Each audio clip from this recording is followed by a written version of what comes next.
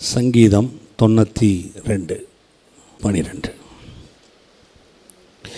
நீதிமான் பனையைப் போல் செழித்து லீபோனில் உள்ள கேதுருவைப் போல் வளருவான். இது நம்மளால் நிறைய படிச்சிருப்போம். சங்கீதம் 91, 92 நம்மளால் மறுக்கவே முடியாது. இங்கே அந்த நீதிமான் அப்படின்னு சொல்கிறா இல்லைங்களா, அந்த நீதிமான் அப்படின்னும் போது நீதிமான்னா என்னன்னு தெரிஞ்சுக்கணும். அப்போ தான் அதனுடைய அர்த்தமே என்ன நமக்கு புரியும். கேதுரு பனையை போல செழிப்பான், கேதுரு மரத்தை போல வளருவான்னு சொன்னால், அப்போ நீதிமான்றது எனக்கு தெரியலன்னா அதனுடைய அடுத்து வர 2 வார்த்தைக்கு என்ன இணைக்கப்படுகுதுன்னு நமக்கு தெரியாது. பாருங்கள், நீதிமான் வேதம் சொல்லும் போது மனுஷனுடைய சுயநீதியை பற்றி பேசலை, உங்களுடைய நீதினால் வரக்கூடிய கிரியை பற்றியும் பேசலை.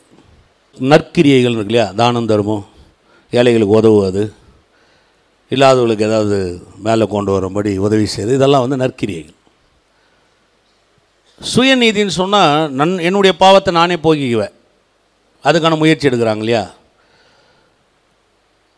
தன்னுடைய செயலின் அடிப்படையில் எனக்கு ஒரு பாவ நிவர்த்தி உண்டாகுது அப்படின்றாங்க. அது சுயநீதி. இந்த சுயநீதி நிறைய பேருக்கு ரொம்ப அதிகமாக இருக்கும்.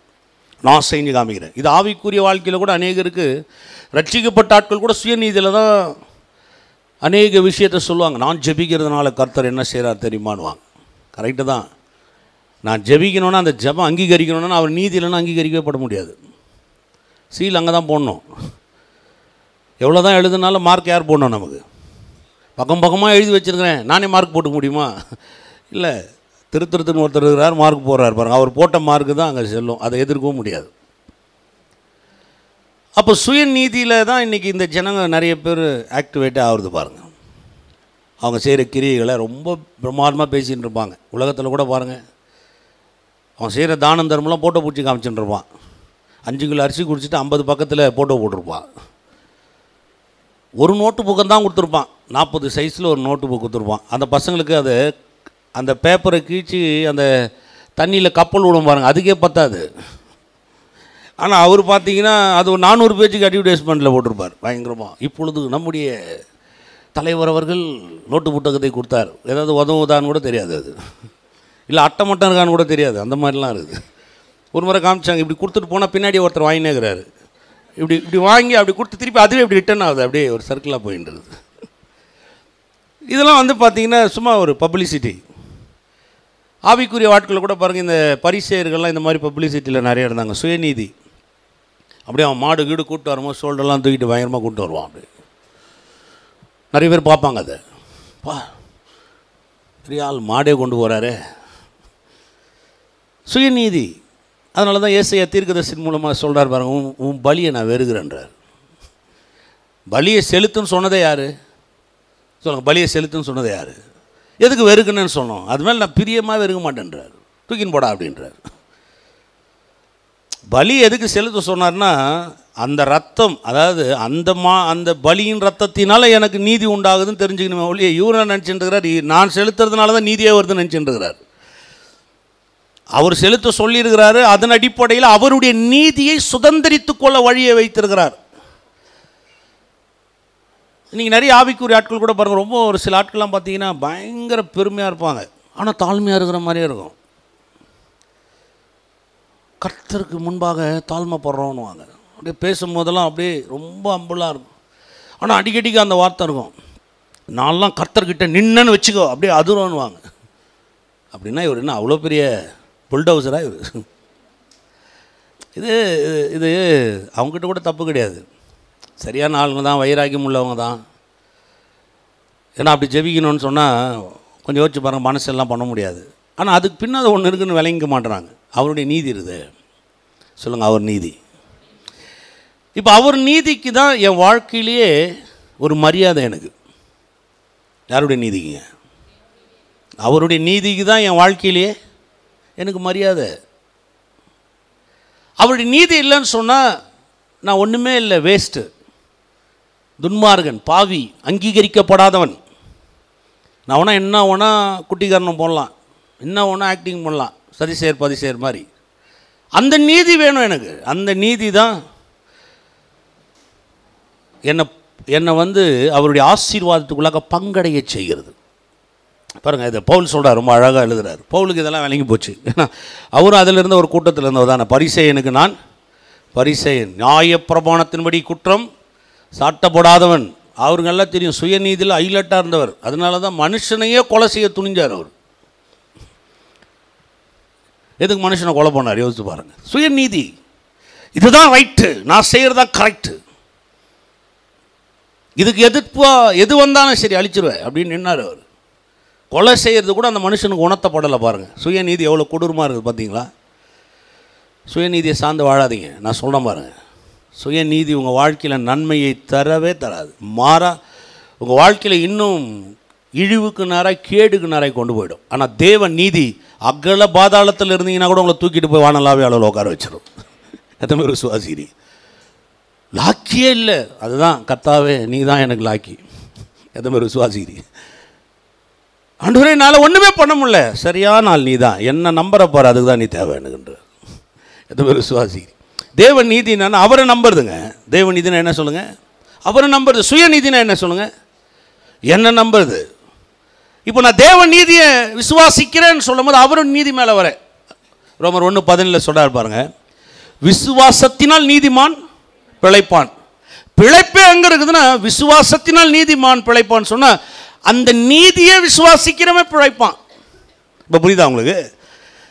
அவருடைய நீதியை விசுவாசிக்கணும். அவர் தான் எனக்கு எல்லாம், அவர் இல்லைன்னா எனக்கு அங்கீகாரமே கிடையாது, அவருடைய நீதி தான் என் வாழ்க்கையில் ஹைலைட், அதை தான் நான் மேன்மையாக கருதுகிறேன் அப்படின்னு என்னைக்கு நான் இறங்குறனோ அங்கே தான் என் பிழைப்பே ஒரு ஆரம்பத்தில் கொண்டு போகுது. சொல்லுங்கள், அவருடைய நீதி. பக்கத்தில் சொல்லுங்கள், உங்கள் நீதியை நம்பாதீங்க. நல்லா தான் சொல்லுங்களேன், உங்கள் நீதியை நம்பாதீங்க, அவர் நீதியை மாத்திரம் நம்புங்க. பைபிள் சொல்லுது, உங்கள் நீதி அழுக்கான கந்தையம், பக்கத்தில் கூட உட்கார முடியாது. சரி, உங்களுடைய அவங்க இந்த உலகம் சொல்கிற கோட்பாடுக்கு நான் இறங்கி வந்து பிரசங்கம் பண்ணுறேன்.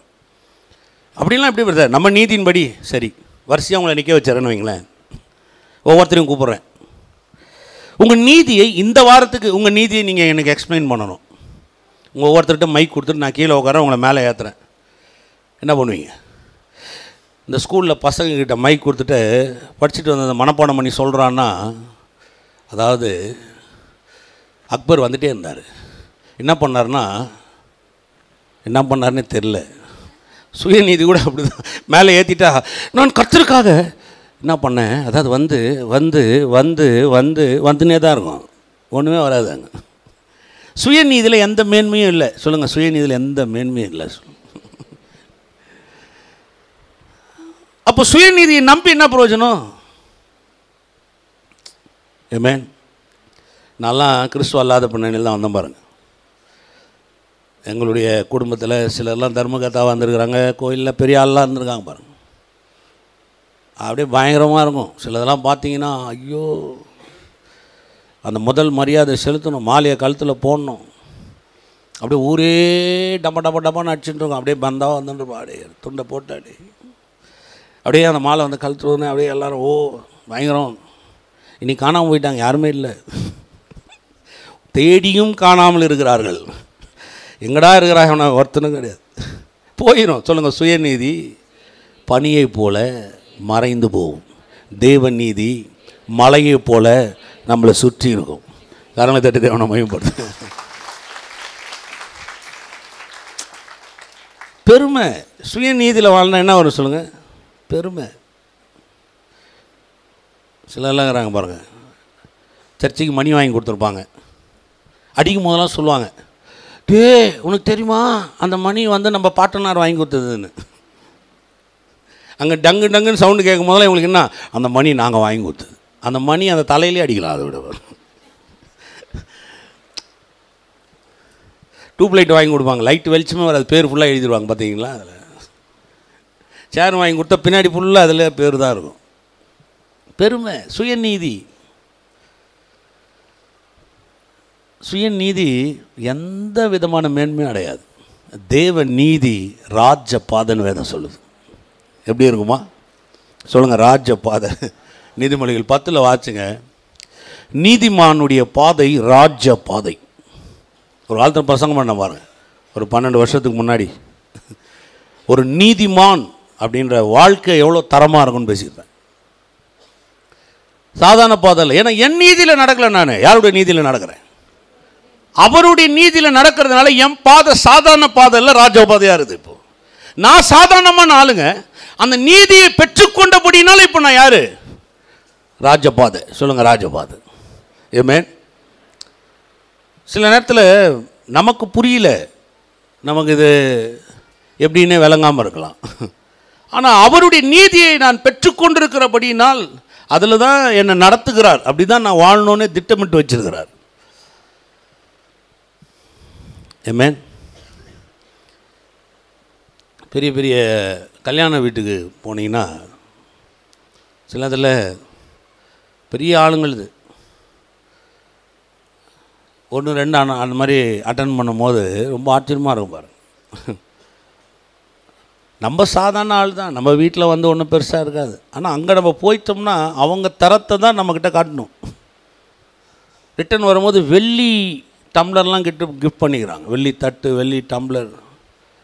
ஒரு முறை வீட்டுக்கு எட்டுன்னு வந்து ஒய்ஃப்கிட்ட சொல்லும் போது அவள் யோசித்து பார்க்குறா, ஒரு வேளை இது அலுமினியமாக இருக்குமோ, முலாம் பூசியிருப்பாங்களோ. இல்லை, அவன் தரம். அது என்ன சொல்லுங்கள், தரம். அவன் தரத்தை நம்ம காட்டுறதுக்கு தான் அவங்க நம்மளை அழைக்கிறதே. இப்போ ஒரு திருமணத்துக்கு நம்மளை அழைக்கிறாங்கன்னு வைங்களேன், நீங்கள் என் கல்யாணத்துக்கு வந்துடுங்க அப்படின்னா வரும்போது வீட்டில் சாப்பாடு கட்டின்னு வந்துடுங்கன்னு சொல்கிறாங்களா? நீங்கள் வரும்போது என்ன பண்ணுங்க பிரதர், உங்கள் வீட்டில் என்ன சாப்பாடு, ஆளுக்கு அப்படியே 4 டிஃபனை கட்டின்னு வந்துடுங்க அப்படின்னு. இல்லைங்க, திருமணத்துக்கு நம்மளை அழைக்கிறாங்கன்னு சொன்னாவே அவனுடைய விருந்துக்கு நம்மளை பங்காளிகள் ஆகிறாங்கன்னு அர்த்தம். கரெக்டாக இல்லைங்களா? நம்ம போனோடனே வாங்க வாங்க வாங்கன்னு கொண்டு போய் உட்காரிப்பாங்க. அங்கே சப்ளை பண்ணுற ஆளுக்கு தொப்பியை போட்டு, கவுனை போட்டு, அவனுக்கு கோட்டை போட்டு, அவனுக்கு க்ளவுஸை மாட்டி அவனை உட்கார கரெக்டாக வருதா, இந்த பக்கம் 4 பேர் சுற்றுவாங்க, அந்த பக்கம் 4 பேர் சுற்றுவாங்க. தண்ணி கரெக்டாக அந்த டேபிளை கவனிச்சியா, அங்கே யார் நிற்கிது, இங்கே யார் வந்தது, இப்போ ஸ்வீட் வரல பாருங்க சொல்லுவாங்க. பார்த்துருக்கீங்களா? நம்ம அப்படியே உட்காந்துருப்போம், இலையெல்லாம் அப்படியே வந்துகிட்டே இருக்கும். அப்படியே பின்னாடி வருவாங்க, சாப்பாடு sir, sir biryani, sir biryani, உங்களுக்கு கறி வேணுமா, பீஸ் வேணுமா கேட்பாங்களா இல்லையா? வீட்டில் வந்தால் அன்றைக்கி சாப்பாடே இல்லை, உங்கள் வீட்டு சாப்பாடை பற்றி பேசவே கிடையாது. அந்த நீதி சில நேரத்தில் இப்போ கல்யாணம்லாம் முடிஞ்சு 1 மாதம் ஆனால் கூட அந்த பேச்சு மறையாது. பா, நான் மாதிரி கல்யாணம் இப்போ நினச்சா கூட அந்த பிரியாணி வாயிலே இருக்குதுடா, அப்படின்னா மாதிரி அந்த மாதிரி ஒரு கல்யாணம். இதை யோசிச்சு பாருங்கள். இந்த நீதி ஈடிணையற்றது. இது உங்கள் முயற்சி, உங்கள் படிப்பு, உங்கள் திறமை, இந்த உலகம் எதனாலும் வந்ததில்ல. அவர் சிலுவையில் தொங்கி உங்களை எண்ணியும் பாத்திரராய் மாற்றினார். 2 கொரிந்தியர் 5:21 சொல்லுது பாருங்க. பாவம் அறியாதவர் நமக்காக பாவமாக்கப்பட்டார், நீதி அறியாத நாம் அவராலே சொல்லுங்க, அவராலே நீதிமான்களாய் ஆக்கப்பட்டிருக்கிறோம். இந்த தகுதி என்ன தேவன் அங்கீகரிக்கிறார். என் ஜெபம் அங்கீகரிக்கப்படுது, இன்னைக்கு நான் கொடுக்கிற தசமபாகம் அங்கீகரிக்கப்படுகிறது, என் வாழ்க்கையில் நான் ஏறெடுக்கிற அறிக்கைகள் அங்கீகரிக்கப்படுதுன்னு சொன்னா அது என் முயற்சி, என் திறமையினால் அல்லங்க, என் சுய நீதியினால, என் தான தர்மத்தினால் அல்ல, அவர் சிந்தின ரத்தத்தினாலே அது எனக்கு அங்கீகரிக்கப்பட்டிருக்கு. சொல்லுங்க, அவர் நீதி. ஆமென். ரோமர் 5:17 அவருடைய நீதி எவ்வளோ பவர்ஃபுல்ன்றதை இந்த காலையில் உங்களை காமிக்கிறேன். நான் நீதிமான் பிரதர் டைட்டில்லாம் வச்சுக்கூடாது. நம்ம அந்த நீதினா நான் நீதிமான், அந்த நீதிமான் அந்த நீதியில் என்ன இருக்குன்னு தெரிஞ்சிச்சுன்னா நம்ம வாழ்க்கையினுடைய தரமே மாறிடும். அப்படி தான் வச்சிருக்கிறார் அவர். அல்லாமலும் ஒருவனுடைய மீறுதலினாலே அந்த ஒருவன் மூலமாய் மரணம் ஆண்டு கொண்டிருக்க. சொல்லுங்க, மரணம் ஆண்டு கொண்டிருக்க. எது ஆளுகை செய்தோ அந்த தன்மை தான் நம்ம வாழ்க்கையில் இருக்கும், இல்லைங்களா? இப்போ நம்ம எடுத்துங்களேன், கர்நாடகாவில் என்ன கவர்மெண்ட் அப்படின்னு நம்ம சொன்னோம்னா ஜேடிஎஸ், குமாரசாமி தான் நமக்கு இப்போ சிஎம்மாக இருக்கிறார். இப்போ ஜேடிஎஸ் உடைய ரூல்ஸ் அண்ட் ரெகுலேஷன் நமக்கு வேலை செய்யும். அவங்க கட்சியினுடைய கோட்பாடுகள், அவங்க வைத்திருக்கிற அந்த கட்சியினுடைய ஆரம்பத்திலேருந்து வைத்திருக்கிற காரியங்கள் நடைபெறும். ஏன்னா ஜேடிஎஸ் ஆளுகை செய்து. இங்கே என்ன சொல்கிறாரு, மரணம் உங்களை ஆண்டு கொண்டிருக்க. மரணம் ஆண்டு கொண்டிருக்கன்னு சொன்னால் மரணத்தினுடைய கோட்பாடுகள் மனுஷ வாழ்க்கையில் இருக்குது. அதனால தான் உலகம் முழுவதும் கண்ணீரும் வேதனையும் பாடும் துக்கமும் தர்துரமும் தற்கொலையும் ஏன் இருக்குன்னு நினைக்கிறேன். எந்த ஆளுகையின் கீழே இருக்கிறாங்களோ அந்த ஆளுகை அவங்களுக்கு வேலை செய்யுது. எவ்வளோ சம்பாதிச்சாலும் நிற்காது. உழைச்சி ஓடா போகிறேன், ஒன்றும் தேராதுங்க. ஏன்னா மரணத்தின் கோட்பாடு, மரணத்தின் ஆளுகை அங்கே இருக்குது. அதுதான் உலகத்தில் பாருங்க, ஒரு நாள் நல்லா இருக்கிறான், ஒரு தலைமுறை நல்லா இருக்கு, 2 தலைமுறை நல்லா இருக்கு, 3வது தலைமுறை எந்த அளவுக்கு உயரம் இருக்கணும் அதை விட கீழே வந்துடுறான். எங்கள் தாத்தா எப்படி இருந்தார் தெரியுமா, எங்கள் அப்பா எப்படி இருந்தார் தெரியுமா, நாங்கள் எப்படி இருந்தோம் தெரியுமா, இன்னைக்கு பாருங்கள் அப்படி கீழே வந்து. ஏன்னா சுயநீதியில் நீங்கள் நிலை நிற்க முடியாது. சுயநீதி உங்களால் உங்கள் வாழ்க்கையில் ஒரு நிரந்தரமான வெற்றியை தர முடியாது. அதனால வேதம் சொல்லுது, ஆபிரகாம் தேவனை விசுவாசித்தான், அது அவனுக்கு நீதியாக எண்ணப்பட்டது. அதனால தான் ஆபிரகாம் இன்னும் பேசப்படுகிறார் 4000 ஆண்டுகளாய். எத்தனை ஆண்டுகளாய்? இது 4 தலைமுறை இல்லைங்க. ஆபிரகாம் சந்ததியின் வேதம் நம்மளை அடையாளம் காமிதுன்னு சொன்னால் தேவன் நீதியினால தான் இன்னைக்கு நீங்களும் நானும் அந்த ஆளுகையின் கீழே இருக்கிறோம். இன்னைக்கு ஆபிரகாம் பேசப்பட்டு கொண்டிருக்கிறார். அப்போ சுயநீதின்றது ஒரு நிலையற்றது. நீங்கள் நல்லா இருக்கிறத பார்த்துலாம் பேசக்கூடாது. அதனால தான் பவுல் சொல்றார், மரணம் ஆண்டு கொண்டு இருக்க. ஏன் சார் இந்த உலகம் இப்படி இருக்கு? அப்படி தான் இருக்கும். ஏன் சார் அவங்களாம் கஷ்டப்படுறான்? அப்படி தான் இருக்கும். ஏன் சார் அந்த குடும்பம் தற்கொலை பண்ணி சாவுது? அப்படி தான் இருக்கும். ஏன்? ஏன்னா மரணத்தின் ஆளுகையின் கீழே இருக்கிறாங்க. குடும்பம் பிரியுது. வேதனையினால இன்னைக்கு இந்த உலகம் சீர்குலைந்து போகுது. நல்வழி தெரியல. ஏன்? மரணம், மரணத்தின் ஆளுகை. சொல்லுங்க, மரணத்தின் ஆளுகை அவ்வளோ கொடூரத்தை ஏற்படுத்துது. அப்படியே சொல்ற பாருங்க, கிருபையின் பரிபூரணத்தையும் நீதியாகி ஈவின் பரிபூரணத்தையும் பெறுகிறவர்கள். சொல்லுங்க, பெறுகிறவர்கள். நீதி என்ற தேவன் நீதின்றது செய்கிறவர்கள் அல்ல. தேவன் நீதின்றது பெறுகிறவர்கள். சொல்லுங்க, பெறுகிறவர்கள். சுய நீதின்றது பெறுகிறவர்கள் அல்ல. சுய நீதின்றது என்ன? சொல்லுங்க, செய்கிறவர்கள். தேவன் நீதி நீங்க செய்யவே முடியாதுங்க. தேவன் நீதியை பெற்றுக்கொள்ள தான் முடியும். தேவனுடைய நீதி எனக்கு வேணும் அப்படின்னு சொன்னா நீங்க என்ன பண்ணாலும் சரிங்க, அது கிடைக்காது.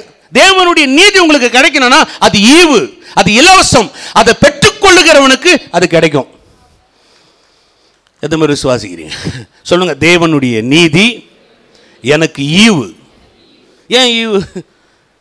இது ஜியோ கம்பெனி நினைச்சிங்களா? ஈவுனா இலவசம். இலவசம், இன்டர்நெட் இலவசம். எல்லாம் போய் ஜியோவில் நின்று அட்டி மோதி வாங்குறாப்ப எல்லாம் வாங்கி வச்சோம். கைரகையெல்லாம் போயிடுச்சு. ஒரு நாள் பாருங்கள், உங்கள் சொத்தெல்லாம் அம்பானிக்கிட்டு இருக்க போது பாருங்கள். ஐயோ பாசன் வாயில் அடிச்சுக்க போகிறீங்க. நீங்கள் எப்படி போச்சு? நீங்கள் தான் கைரேகை கொடுத்துட்டீங்களே. எத்தனை பேர் தெரியும் அதில் பவர் இருக்குன்னு? கையெழுத்து போட்டதுக்கு எந்த அளவுக்கு நம்ம கையெழுத்து போகிறோமோ அதுக்கு கைரேகை வைக்கிறதுக்கு அதை விட பவர். கையெழுத்தாக சொல்லலாம், நான் போடலன்னு. இதை என்ன பண்ண முடியாது. பயப்படாதீங்க, கர்த்தர் கூட இருக்கிறார். துன்மார்கள் அழிவார்கள், நீதிமானோ செழிப்பான். சொல்லுங்கள், பக்கத்தில் நம்ம செழிக்க போகிறோம். அப்போ இந்த பெறுகிறவர்களால் தான் இதில் வாழவே முடியும். இந்த நீதியை பெறுகிறவர்களால் மட்டும்தான் என்ன பண்ண முடியும்? வாழ முடியும். நான் செய்கிறேன் பிரதர், முடியாதே, முடியாது. நீதியின் ஈவை செய்கிறவர்கள் பைபிள் சொல்லலையே. நான் என்ன பண்ணாலும் செய்ய முடியாதா பாஸ்டர்? நீங்கள் தலைகீழ நின்னலாம், உடம்பு முழுவதும் ஆணி குத்திக்கலாம், கடபாரை எடுத்து வாயில் இந்த பக்கமும் அந்த பக்கமும் குத்திக்கலாம், செருப்புல நடக்கலாம், உருளலாம், முட்டி போடலாம், செவுத்துல போய் முட்டிக்கலாம், சாப்பிட்டியில் ரத்தம் வர அளவுக்கு அடிச்சுக்கலாம், ஏன் உங்களையே கொளுத்திக்கலாம். என்ன ஒன்றா பண்ணாலும் தேவன் நீதியை செய்கிறவர்களால் அதை பெற்றுக்கொள்ள முடியாது. தேவன் நீதியை பெறுகிறவனால மட்டும்தான் பெற்றுக்கொள்ள முடியும். சொல்லுங்க, தேவன் நீதி செய்யவே முடியாது. பக்கத்தில் சொல்லுங்க, ஒன்றும் செய்யாதீங்க. நல்லா தான் சொல்லுங்களா, ஒன்றும் செய்யாது. பெற்றுக்கொள்றதுக்கும் செய்யறதுக்கும் அவ்வளோ வித்தியாசம் இருக்குப்பாங்க. ஏன் இது இலவசம் சொன்னார்னா, வாங்க முடியாது, அதனால தான் இலவசம். இது நீங்கள் இலவச அரிசி, இலவச ஃபேன் அந்த கேஸில் சேர்த்துக்கூடாது. இது அதெல்லாம் வாங்க முடியும். ஏன் இலவசமாக கொடுக்குறாங்க? வாங்க முடிஞ்சாலும் இலவசமாக கொடுக்குறாங்க. நீ காசு கொடுக்காத வாங்கிட்டு போப்பான்றதுனால ஆளுக்கு வீட்டுக்கு 2 தூக்கி வந்துருப்பாங்க பாருங்கள். தமிழ்நாட்டில் போனீங்கன்னா எல்லார் வீட்டிலும் 2 ஃபேன் இருக்கும், 2 டிவி இருக்கும். சிலர் வீட்டில் 4 ஃபேன் இருக்குது. காலுக்கு ஒன்று, கைக்கு ஒன்று, இடுப்புக்கு ஒன்று, முதுகு ஒன்று வச்சுன்னுக்குறாங்க. அவங்க என்ன ஐடியா, எதுக்கு ஃபேன் கொடுத்தாங்க? நீ ஃபேனில் தூங்கினே இருக்கும், கண்ணை மட்டும் தரகாதா நீன்றாங்க. முழிச்சிக்கிட்டே தான் பிரச்சனை, நீ என்ன பண்ணு. நான் தாய்லாந்து போயிருந்த மாதிரி ஒரு முறை பேங்காக்கில் அந்த கவர்மெண்ட்டை பார்த்து ரொம்ப வேதனையாக இருந்தது. நான் என் ஃப்ரெண்டு ஒருத்தர் போயிருந்து பாருங்கள். ஒரு நைட்டு ஃபுல்லாக அந்த நாட்டுக்காக ஓல் நைட்டு நானும் அவரும் தூங்காமல் ஜோம் பண்ணோம். அவ்வளோ கொடூரமானவர். சரி, இதோடைய ஏன் இப்படி இருக்குதுன்னா, இதுக்காக என்ன பிரச்சனைன்னு பார்த்தா, அந்த நாட்டில் இருக்கிற அரசு எவ்வளோ ஒரு கிரிமினல் பாருங்கள். அவன் என்ன பண்ணி வச்சுருக்கிறான், களியாட்டங்கள்லாம் உண்டு, ஜாலியாக இரு, குடி, பப்புக்கு போ, தண்ணி அடி, ஜாலியாக இரு, டான்ஸ் ஆடு, எதோ வேணா பண்ணு. விடிகாலம் 3 மணி வரையும், 4 மணி வரையும் பர்மிஷன். 4 மணிக்கு மேலே போய் தூங்கிடு, திருப்பி காலையில் வேலைக்கு வந்துடு, திருப்பி சாயங்காலம் 6 மணிக்கு மேலே கடை என்ன பண்ணாத 5 மணி 5:30 மணி ஆனால் எல்லாம் ஊரே மூடிடுவாங்க. ஒரு மால் கூட நீங்கள் பார்க்க முடியாது. எங்கே பார்த்தீங்கன்னாலும் எல்லாம் ரோடு ஃபுல்லாக பாரும் தண்ணியும் சரக்கு அப்படியே ஊரை சுற்றிட்டு இருக்கிறான். டோட்டலாக யாரும் பிஸ்னஸே கிடையாது. கடை தரக்கடை தான் கிடையாது. ஒரு ஹோட்டல் சாப்பாடு தான் இருக்கும் 6 மணிக்கு 5 மணி 6 மணிக்கு அப்புறம். ரோடு ஃபுல்லாக, ஊர் ஃபுல்லாக, நாடே அப்படி தான் இருக்குது. இதுக்கு என்னென்னா அந்த நாட்டுடைய ராஜாவுடைய கிரிமினல் வேலை பாருங்கள். சந்தோஷமாக கூடி 6 மணிலேருந்து காலையில் 5 மணி வரையும் கூடி, 6 வரையும் கூடி, டான்ஸ் ஆடு, நல்லா சாப்பிடு, சீட்டு விளையாடு, எங்கன்னா போ, கசினோவுக்கு போறியோ நீ என்ன வேணா பண்ணி தொலை. காலில் வந்து இவன் படுக்கிறான், திருப்பி எழுந்து வேலைக்கு ஓடுறான். இப்போ என்ன பண்ண முடியாது? உலக அறிவு அந்த ஜனங்களுக்கு கிடையாது. பேப்பர்னா என்னன்னு தெரியாது, நியூஸ்னா என்னன்னு தெரியாது, இந்தியாவில் என்ன நடக்குன்னு தெரியாது, சைனாவில் என்ன நடக்குன்னு தெரியாது, எவனுக்கு என்னன்னு தெரியாது, ஒன்றுமே தெரியாது. அந்த ஜனங்க பார்த்தீங்கன்னா பூசியமாக இருப்பான். இன்னும் யோசிக்கிறதுக்கு அவனுக்கு என்ன இல்லை. அதே தான் இன்றைக்கி பிசாசும் பாருங்க. தேவன் நீதி யோசிக்கவே விட மாட்டான். எப்போ பார்த்தாலும் பிஸி ஆக்கி வச்சு, இலவசம், ஃப்ரீயாரு, ஜாலியாரு, யோசிக்காத, எதை குறித்து கவலைப்பட, அப்படியே விட்டுருவான் பாரு. அதனால் நமக்கு என்ன புரியலன்னா, இந்த தேவன் நீதியினுடைய செயல்பாடே விளங்க மாட்டேங்குது. சொல்லுங்கள், இது பெறுகிறவர்கள். சொல்லுங்கள், பெறுகிறவர்கள். சொல்லிட்டு சொல்றாரு பாருங்க, பெறுகிறவர்கள் இயேசு என்னும் ஒருவராலே ஜீவனை அடைந்து ஆளுவார்கள் என்பது. சொல்லுங்க, ஒருவராலே. சொல்லுங்க, ஒருவராலே. பக்கத்தில் சொல்லுங்க, ஒருவராலே. அவரை தவிர, இயேசு கிறிஸ்து என்னும் அவரை தவிர, அந்த ஒருவரை தவிர வேற யாராலையும் இந்த நீதியை மனிதனுக்கு கொடுக்கவே முடியாது. எங்கேயாவது வாங்கலாம், முடியாது. இயேசு கிறிஸ்து என்னும் ஒருவராலே இந்த ஜீவனை அடைய முடியும். இயேசு கிறிஸ்து என்னும் ஒருவரால தான் அந்த நீதியின் ஈவை பெற முடியும். நீங்க எவ்வளவு குட்டிக்காரன் அடையலாங்க, நீங்க என்ன வேணா முயற்சி எடுங்க, இயேசுன்ற அந்த ஒருத்தரால மாத்திரம் தான் இந்த நீதியை மனிதனுக்கு தருவதற்கு ரைட்ஸ் இருக்குது. அதனாலதான் உலகம் நம்மளை பகைக்குது. அப்படிலாம் சொல்லிட்டா எப்படி சார்? எத்தனையோ கதவு இல்லையா சார்? எல்லா எத்தனையோ கதவு இருக்குது. பாத்ரூம் கூட கதவு தான் வச்சுக்கிறான். சார் நிறைய கதவு இருக்குது சார், இந்த உலகத்தில் நிறைய கதவு இருக்குது சார். ஆனால் இதை அடையணும்னா ஒரே கதவு தான் சார். ஏமே எதுவுமே விசுவாசிக்கிறீங்க? நிறைய கவுண்டரே கிடையாது. இந்த நீதியை பெற்றுக்கொள்ளணும்னா ஒரே கவுண்டர் தான். அது வந்து கர்த்தராகிய இயேசு கிறிஸ்து மட்டும்தான். சொல்லுங்க, அவராலே. இப்போ நீதியை குறித்து உங்களுக்கு காமிச்சேன். இது ரொம்ப பேசலாம், ஆனால் இதில் இருக்கிற அந்த வெற்றியை பேச விரும்புகிறேன். வெற்றினா ஒரு நீதிமான், வேதம் நிறைய இடத்துல சொல்லுங்க. நீதிமான் அப்படின்னா அவனுடைய வாழ்க்கையை தேவன் இப்படி தான் பில்ட் பண்ணி வச்சிருக்கிறார். இப்படி தான் வாழணும், இப்படி தான் இருக்கணும்னு வச்சிருக்கார். அதுக்கு வந்து சில விதமான இணைப்பொருள்களை சேர்த்து சொல்கிறார். இப்போ நீதிமான் நிறைய பேருக்கு புரியல. ஒருத்தர்கிட்ட பேசியிருந்த பாருங்க, நீதிமான் அப்படின்றது யார் சொல்லுங்க? ஆபிரகாம், உடனே ஈசாக்கு, உடனே யோசேப்பு அப்படின்னுகிறார். அப்போ நான் பாவி. நீங்கள் என்ன சொல்லுவீங்க இவரை? இல்லைங்க, நான் பாவி. அன்றாட நான் எழுந்து காலையில் முதல்ல பெட்டில் உட்காந்து சொல்கிற வார்த்தைன்னா நான் பாவி ஆண்டவரே. இது வந்து தாழ்மையும் கிடையாது, பெருமையும் கிடையாது, இது முட்டாள்தனம். இதை எங்கே கொண்டு போய் சொல்லுவீங்க நீங்கள்? சொல்லுங்கள், நான் நீதிமான். ஏமே நீதிமான்னா ஆபிரகாம், ஈசாக்கு, யோசேப்பு. அப்போ நான் எப்படி நேற்று கூட 2 போய் பேசினேன், தெரியாமல் சில வேலைலாம் செய்கிறேன், ஆஃபீஸில் கூட கொஞ்சம் நிறைய டுபாக்கூர் வேலைலாம் பண்ணுறேன். அதனால் நான் போய் எப்படி பிரதர் நீதிமான் சொல்ல முடியும்?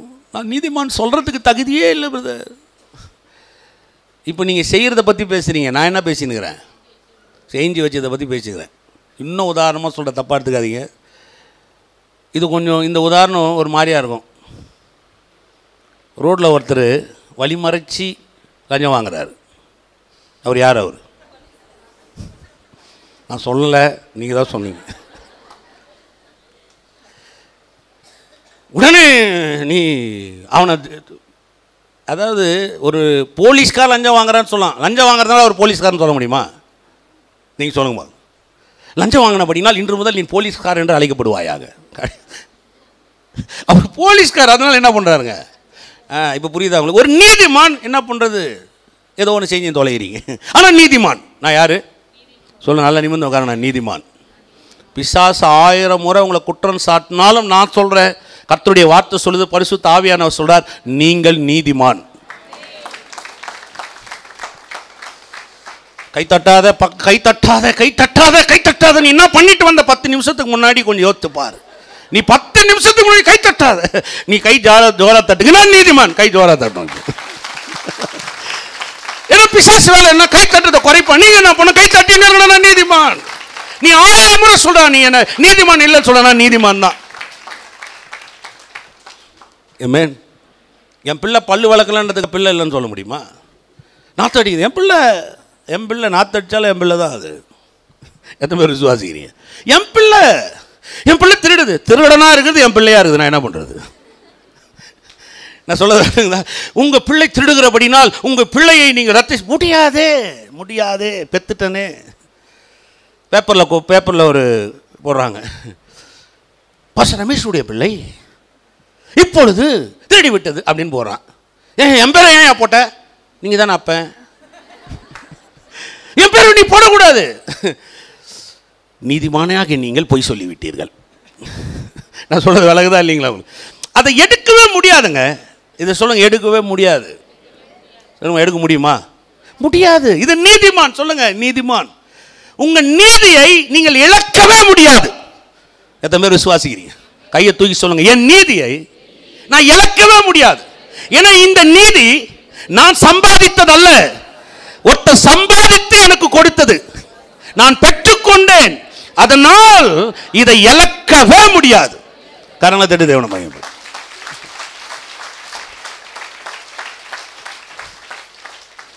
சொல்லினே இருங்க, கொஞ்ச நாள்ல பாருங்க தப்பே செய்ய மாட்டீங்க. சொல்லினே இருங்களேன், தப்பே செய்ய மாட்டீங்க, நிச்சயமா செய்ய மாட்டீங்க. இன்னைக்கு உடனே நீங்க ஒருத்தர் பொய் சொல்லலாம், திருடலாம். சின்ன திருடுகள் சொல்றேன். புருஷனுக்கு தெரியாமல் பேக்கெட்டில் திருடுறது இல்லையா? அதுவும் திருடு தான். அதுக்கு பேர் என்னது? பரிசில் காசு அடிக்கிறது இல்லையா? அதுவும் திருடு தான்.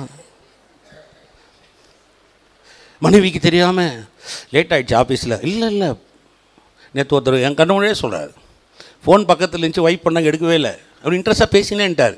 திருப்பி ஒரு 15 நிமிஷம் ஃபோன் எடுத்தோன்னே சொல்கிறார், நான் ஃபோனை வச்சுட்டு குளிக்க போயிருந்தேன். போய் சொல்கிறார், சிஸ்டர் 5 நிமிஷமாக என்கிட்ட பேசினுங்கிறார், அதை கட் பண்ணக்கூடாதுன்னு வச்சார். ஏன் பாஸ்டர் இப்படி பண்ணுறீங்க அப்படின்றார்.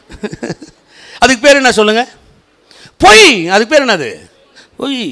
நீங்க பொய்க்கு முலாம் பூச வேணாம். அந்த பொய் வேற, இந்த பொய் எந்த ஆணியில குத்தினாலும் ரத்தம் வரும். வருமா வராதா? சொல்லுங்க. இல்லை, அந்த இயேசு கடிச்ச ஆணியில் மட்டும்தான் ரத்தம். இல்லை வாங்க, நான் வேணா குத்தி பாடுறேம்மா, ரத்தம் வர எல்லாம் பொய் தாங்க. ஆனால் ஒன்று தெரிஞ்சுங்க, நான் நீதிமான். நல்ல நிமிர்ந்து உட்கார, நான் நீதிமான். என் நீதியை நான் இழக்கவே முடியாது. என்னிடத்திலிருந்து பிசாசு பறிக்கவே முடியாது.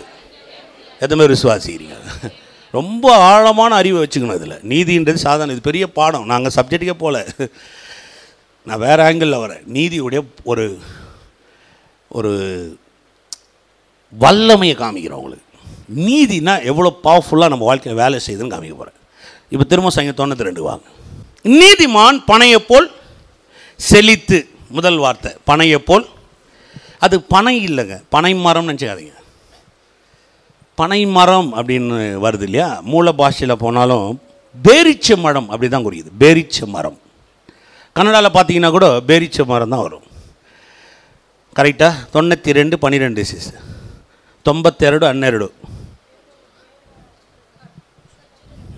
கஜ்ஜுதர மர என்னன்னு வருது? கஜ்ஜூர்னா என்னங்க? பேரிச்சம். தமிழில் அந்த பனையின் ஏன் எழுதுனாங்கன்னா, அந்த இனத்தை சேர்த்தாங்க. தென்னை, பனை, இந்த பேரிச்செல்லாம் கூட பார்த்தீங்கன்னா அதுக்கு சேர்ந்தது. அதுதான் பேரிச்சை. இன்னொன்று, இந்த ஏன் ஆண்டவர் இந்த பேரிச்ச மரத்துக்கு ஒப்பாக இருக்கிறோன்னு சொல்லணும் இல்லைங்களா? ஒரு ஆலமரத்துக்கு ஒப்பாக இருக்கிறோன்னு சொல்லலாம். சில நேரத்தில் சில வார்த்தையோடு தேவன் நம்மளை இணைக்கிறார் அப்படின்னு சொன்னால், அந்த வார்த்தையினுடைய பலன் அல்லது அந்த வார்த்தையுடைய பலன் உங்களுக்குள்ளே இருக்குதுன்னு அர்த்தம். சில நேரத்தில் ஒரு சிலரை பார்த்து சொல்லுவோம், இரும்பு மாதிரி இருக்கிறாருங்க இவர் அப்படின்னு. அவருன்னா டெய்லி என்ன கால்குள்ள இரும்பா சாப்பிட்றாரு. இரும்பு மாதிரின்னு சொன்னால் இரும்பு மாதிரி பலன். சொல்லுங்க, இரும்பு மாதிரி பலன். அந்த வார்த்தைக்கு அப்படியே ஒத்து இருப்பது, அதை உடையவர்களாக இருப்பது. இப்போ இங்கே கிட்டத்தட்ட நீங்கள் வாட்சிங்கன்னா நிறைய மரங்களை நீதிமான்களுக்கு ஒப்பிட்டு கர்த்தர் பேசுகிறார். உன் பிள்ளைகள் ஒலிவ மர, நிறைய இடத்துல பேசுவார். நீங்கள் கர்த்தரால் நாட்டப்பட்ட சந்தன மரத்தை போல இருக்கிறீர்கள் என்றார். என்னாகும் 23 அப்படியே சொல்கிறார் பாரு. இதில் ஒத்து பேசுகிறார். ஏன்னா இங்கே பேசும்போது அந்த பேரிச்ச பழத்தை சொல்கிறார். இதுக்கு சில அர்த்தத்தை நான் சொல்கிறேன். ஏன் அதை சொல்கிறார்? ஒரு நீதிமானுடைய ஆற்றல் சக்தி எப்படிப்பட்டதாக இருக்குது, ஏன் அதை சொல்கிறாருன்னு சொல்கிறேன் பாருங்க. நீங்கள் எங்கேயாவது பேரிச்ச மரத்தை இந்தியாவில் பார்த்துருக்கீங்களா? பேரிச்ச மரத்தை இந்தியாவில் எங்கன்னா பார்த்துக்கிறீங்களா? எங்கள் வீட்டு மரத்தை கூட 2 வளரும் பெதார், அது முள்ளு மரம் பெதார். எங்கேயுமே நீங்கள் இந்தியாவில் என்ன பண்ண முடியாது. கொடைக்கானல் அருமையான பிரதேசம், 2 பேரிச்ச மரங்களை நடலாம் என்று நட்டேன், வளராது. வளராது. ஏன் பாருங்க, இந்த பேரிச்ச மரம் உஷ்ணமான இருக்கிற ஸ்தலத்தில் தான் வளரும். உஷ்ணம் இருந்தால் தான் என்ன பண்ணும், வளரும். நான் இஸ்ரேலுக்கு போயிருக்கும்போது, இஸ்ரேல்லேருந்து ஈஜிப்ட் கொண்டு போகிறாங்க. நான் தாபாவை கிராஸ் பண்ணோம். நான் தாபா அப்படின்றது அந்த என்ட்ரன்ஸ், அங்கே தான் நான் போனோம்.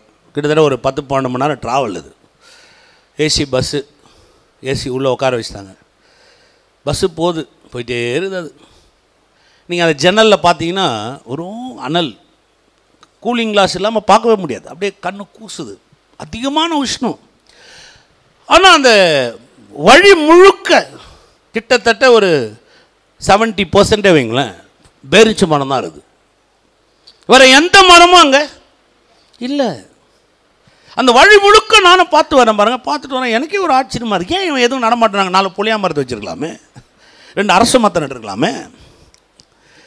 நம்ம ஊரில் சொல்கிறாங்க வேப்ப மரம் நன்றது, இங்கேருந்து கொண்டு போய் ஒரு 1000 வேப்ப மரத்தை நட்டுருக்கலாமே. வராது. ஏன்? உஷ்ணம் அதிகம். அடிக்கிற வெயிலுக்கு எந்த மரமும் அங்கே என்ன பண்ணாது. ஆனால் இந்த பேரிச்ச மரம் என்ன பண்ணுது, அப்படியே பசுமையாக இருக்குது. அப்படியே மேலே பார்த்தீங்கன்னா இடம்லாம் வாடி போயில்லைங்க, பச்சையாக இருக்குது. அப்படியே எனக்கு ரொம்ப குழப்பம். நம்மளாலே 10 நிமிஷம் இறங்கி நிற்க முடியலையே. ஆனால் இந்த பேரிச்ச மரம் மட்டும் எப்படி அப்படிப்பட்ட உஷ்ணத்தில் வளருது. ஒரு நீதிமான் சாதாரணமானவன் அல்ல, அசாதாரணமான எண்ணத்தில் வளரக்கூடியவராக இருக்கிறான். இந்த உலகத்தை நீங்கள் பார்க்கும்போது உலகத்தில் இருக்கிற ஆள் மாதிரியே நீங்கள் நினச்சிடாதீங்க. பிரதர் அவனுக்கு பிரச்சனையே வரமாட்டேந்தே, பிரதர் அவன் நல்லா இருக்கிறானே, பிரதர் அவன் வந்து எதுவுமே பண்ணலையே, ஆரோக்கியமாக வாழ்றானே, அவன் நமக்கு ஏன் பிரதர் பிரச்சனை? நான் தசமம் கொடுக்குறேன், தேவாலயத்துக்கு போகிறேன், எனக்கு எதிராக வருது, எனக்கு பிரச்சனை வருது. ஏன் அப்படின்னா நீங்கள் வந்து ஒரு சாதாரண மரம் இல்லைங்க, நீங்கள் ஒரு பேரிச்ச மரம். சொல்லுங்கள், நான் ஒரு பேரிச்ச மரம். ஏன்னா உங்களை கர்த்தர் அப்படிதான் ஏற்படுத்துகிறார். நீ சாதாரணமான சூழ்நிலையில் வளர்கிற மரம் அல்ல, அசாதாரணமான சூழ்நிலையில் வளரக்கூடிய மனிதனாக இருக்கிறாய். சொல்லுங்க, அசாதாரணமான சூழ்நிலை. எதுவுமே முளைக்காது, ஆனால் நீங்கள் வளருவீங்க. அந்த பேரிச்ச மரம் கொஞ்சம் வளர்ந்த உடனே, அந்த மரம் வளருது பாருங்க, வளர்ந்த உடனே 200 பழம் இருக்கும். அதில் எத்தனை? வளர்ந்த உடனே இந்த உஷ்ணம் என்ன பண்ணுமா, அது மேலே அடிச்சுட்டே இருக்குமா. வெயில் அப்படியே ஏறிட்டே இருக்குங்க. 7 மணி கூட வெயில் இருக்காங்க, 7, 7:30. சாதாரணமாக இல்லை பாருங்கள். அப்படியே அடிச்சு நான்லாம் ஒரு இடத்துல நிற்க வச்சுட்டு, இதான் லோத்தின் மனைவி. நாங்கள் சும்மா ஒருத்தன் காமிச்சிருந்தான், அந்த கூட வந்தால் இதான் லோத்தின் மனைவி. ஒரு தூள் அங்கே அப்படியே ஒரு மலையில் ஒரு தூண் மாதிரி ஒரு இருக்குது. அது ஒரு லேடி அப்படியே நிற்கிது மாதிரி காமிக்கிறேன். அதான் காமிச்சான். உண்மையோ போய் அவன் சொன்னால் நம்பி தானே ஆகணும். ஏன்னா அவன் கைடு விட்டுட்டு போயிட்டானா நான் எங்கே சுற்றுறது? அவன்கிட்ட ஆமாம் தலையாட்டிக்க வேண்டியதுதான். இறங்கி நிற்க வச்சான் பாருங்க. கொஞ்ச நேரத்தில் அந்த வெயில் அடிக்குது. எப்படா திரும்ப அந்த பஸ்ஸில் போய் உள்ளே உட்காரலான்னு தோணுது நமக்கு. ஆனால் இந்த மரம் அங்கேயே நிற்குது. இந்த உஷ்ணம் அடிக்க அடிக்க அடிக்க அந்த மரத்துக்கு ஏற ஏற ஏற ஏற 200 பழமாக இருக்கிற அந்த பேரிச்ச மரம் 7000 பழம் தர ஆரம்பிக்குமா. நம்ம வாழ்க்கையில் சில நேரத்தில் சில உபத்திரவங்களோ சில பிரச்சனைகளோ சில காரியங்களோ உங்கள் வாழ்க்கையில் மனிதர்களாலோ சூழ்நிலையாலோ பிசாசாலேயோ இயற்கையினால ஏதாவது உங்களை தாக்க தாக்க தாக்க நீங்கள் காஞ்சி போறவர்கள் அல்ல, மாறாக 1000 மடங்கு 200 இருக்கிற நீங்கள் 7000 பெருகக்கூடிய அளவுக்கு கர்த்தர் உங்களை ஆசீர்வதிக்க போகிறார். சொல்லுங்க, உஷ்ணத்திலேயே என் வளர்ச்சி இருக்கும். ஏமே நம்ம வெயில் யாருனா தான் புலம்புற பாட்டி.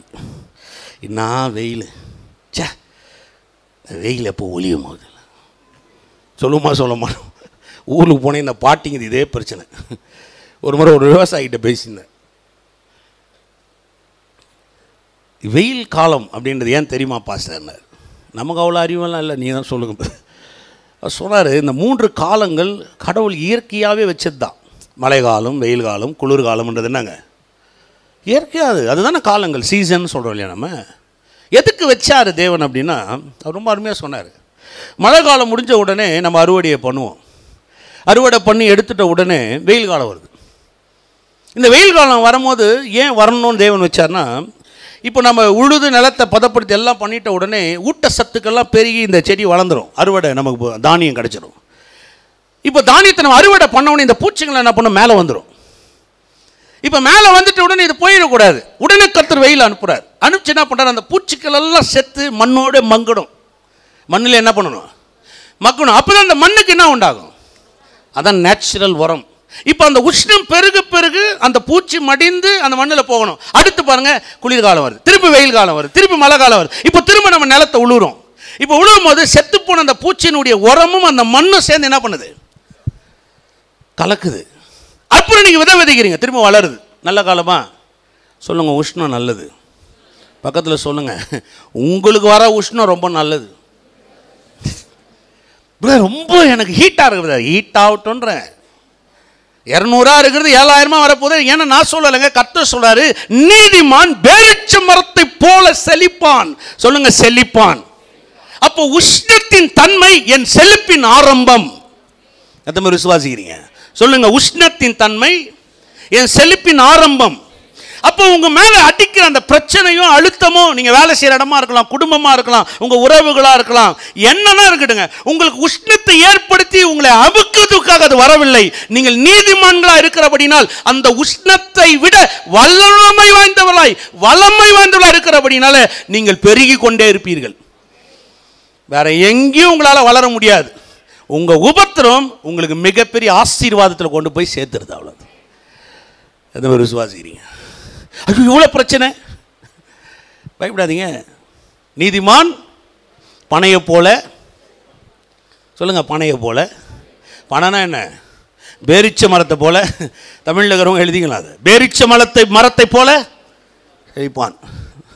இப்போ நான் இந்த மிடில் ஈஸ்ட் கண்ட்ரிலாம் நீங்கள் போனீங்கன்னா பேரிச்ச பழம் இல்லாமல் எதுவுமே கிடையாது. டீ குடிக்கும் போது கூட அந்த சாஸ்திரத்தில் 2 பேரிச்ச பழம் 3 வச்சு தான் குடிப்பாங்க. எத்தனை மிடில் ஈஸ்ட் இங்கே வாசிக்கிறவர் இருந்தார், நம்ம சாமுக்கெலாம் அது தெரியும் நினைக்கிறேன்.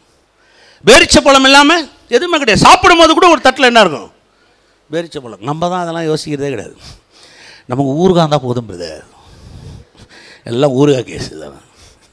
ஊறுகாவும் அந்த மோரம் வந்தாவே குளிர்ச்சா இருக்கும் நமக்கு. அவன் பேரிச்ச பழம் இல்லாமல் எதுலையுமே இல்லை. அவன் சாப்பிடும் போது பேரிச்ச பழம், அவனுடைய டீ கப்பில் பேரிச்ச பழம், எல்லாத்துலேயும் பேரிச்ச பழம் இருக்கும். கல்யாணத்தில் பேரிச்ச பழம், நம்ம இதில் கூட சிலர் வைக்குவோம். தட்டு வைக்கும் போது பேரிச்ச பழத்தை தட்டு ஃபுல்லாக வைப்போம். ஏன்னா பேரிச்ச பழம் இல்லாமல் அவன் உணவும் இல்லை, வாழ்க்கையும் இல்லை. நீதிமான் இல்லாமல் இந்த உலகத்தில் எந்த வளமையும் இல்லவே இல்லை. சொல்லுங்கள், நான் இல்லாமல் எதுவுமே இல்லைங்க. எதை பேர் விசுவாசி சொல்லுங்கள், நீங்கள் இல்லாமல் ஒன்றும் இல்லை. இப்போ நான் நினைக்கிறோம், நான் எப்படி அப்படி கர்த்தர் அப்படி தாங்க வச்சிருக்கிறார். நீதிமான் நிமித்தம் பட்டணம் கலிகூறும். நான் சொல்லலைங்க, யார் சொன்னது? இதை கர்த்தர் சொன்னார்.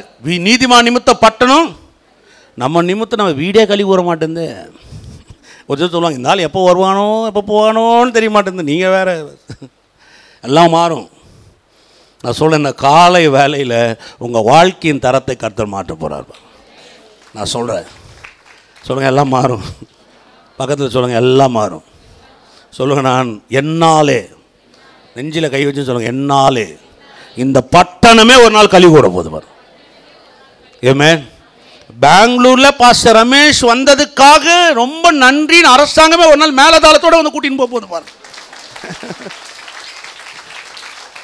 ரொம்ப நாளைக்கு முன்னாடி ஒரு வார்த்தை சொல்லியிருப்பேன். தமிழனாவே உங்களுக்கு கோபம், எல்லா கர்நாடகா பைப்பிலும் நேசிக்கிற ஒரே தமிழ் செல வச்ச ஒரு தமிழ் யாருன்னா அது நானாக இருக்கணும். நான்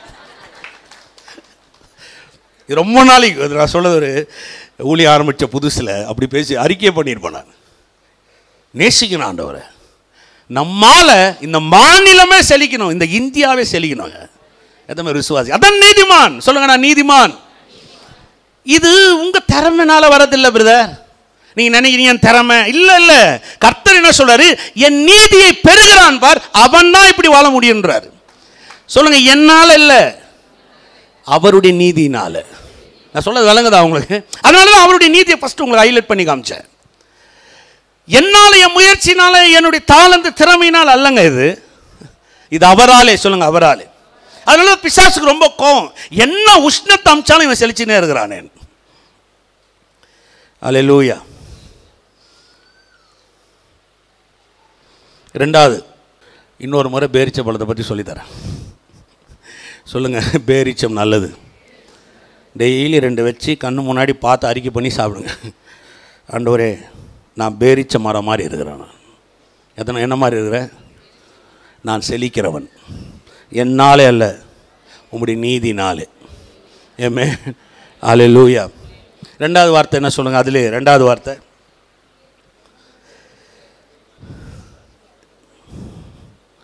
ரெண்டாவது வார்த்தை கேதுருவை போல் உள்ளே. ஒன்று விட்டுட்டீங்களா? அதான பிரச்சனை. லீபோனில் உள்ள கேதுருவை போல் வளருவான். சொல்லுங்க, லீபோனில் உள்ள கேதுருவை போல வளருவான். லீபோன் அப்படின்றது இஸ்ரேல் நாட்டில் ஒரு குளிரான பகுதி. நம்ம ஊரில், நம்ம நாட்டில் காஷ்மீர் மாதிரி. காஷ்மீரில் எப்பவும் பாருங்க பனி இருந்துன்னே இருக்கும். லீபோன் நான் போகணுன்னு ஆசைப்படுறேன். அந்த பகுதிக்கு அந்த லீபோனுக்கு போகணும் ரொம்ப விரும்பினேன். எங்கே நம்மளை தூங்க விடுறதுல இருந்தோடனே காலையில் வந்து டவுன் டோர் தட்டு பஸ்ஸில் தூக்கி போட்டு லக்கேஜ் மாதிரி நம்மளை ஓட்டினே இருப்பாங்க. நான் கூப்பிட்டு போகிறவங்க எல்லோரையும் எதமே தயாராகிறீங்க? சொந்த காசில் கூப்பிட்டு போகிறேன் பாருங்க. நான் சிரிக்கிறீங்க, நான் சொல்கிறேன் பாருங்கள். முதல்ல 50+ இருக்கிறவங்களெல்லாம் ஃப்ரீ டிக்கெட்டில் கூப்பிட்டு போயிட்டு வர போகிறேன் நான்.